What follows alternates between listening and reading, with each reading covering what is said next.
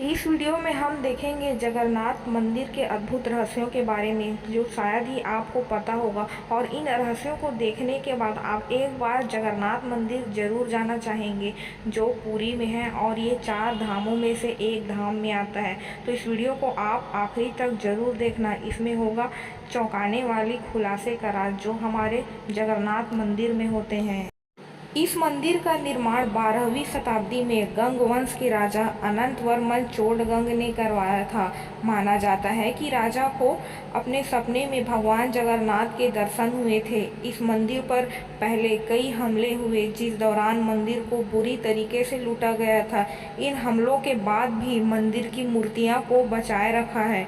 हमलों के चलते मंदिर पर कई प्रतिबंध लगाए गए। वर्तमान की बात करें तो उड़ीसा सरकार ने पुरी जगन्नाथ मंदिर के चारों द्वार पर एक बार फिर खोलने का निर्णय लिया है।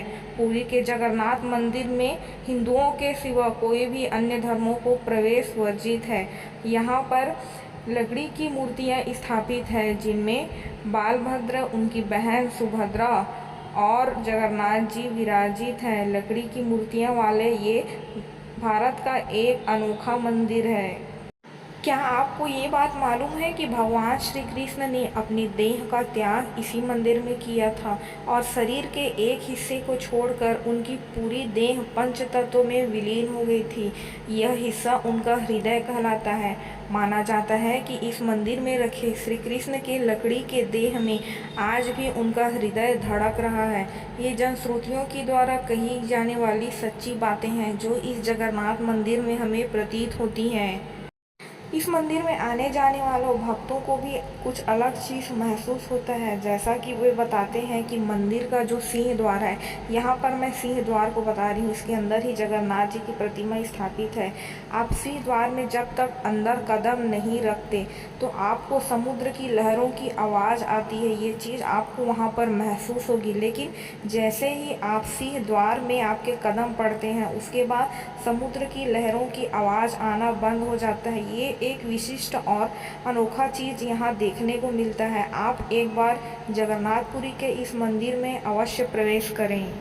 इस मंदिर का अगला और सबसे रहस्यमय चीज़ यह है कि इस मंदिर में आप झंडा देख रहे हैं, ऊपर में जो मैंने निशान लगा रखा है, ये जो शीर्ष पर लगा झंडा है वो हवा की विपरीत दिशा में लहराता है। ऐसा माना जाता है कि इस मंदिर का झंडा है, इसको रोज़ बदला जाता है, और अगर इसको बदलना कोई भी दिन भूल गए तो ये मंदिर का पट 18 सालों के लिए बंद हो जाता है। यानी कि मंदिर के ऊपर शीर्ष में लगा हुआ ध्वज हर रोज़ इस पर चढ़कर इसको बदला जाता है। और ऐसा मैंने अपने आँखों से देखा है जब मैं पुरी के इस जगन्नाथ मंदिर में गई थी। अगली और सबसे रहस्यमयी जानकारी यह है कि मंदिर का जो किचन है, यहाँ जो प्रसाद बनता है वो 7 मिट्टी के बड़े बर्तनों में बनता है, और उस मिट्टी के बर्तनों को एक के ऊपर एक 7 तरीके का जमाया जाता है।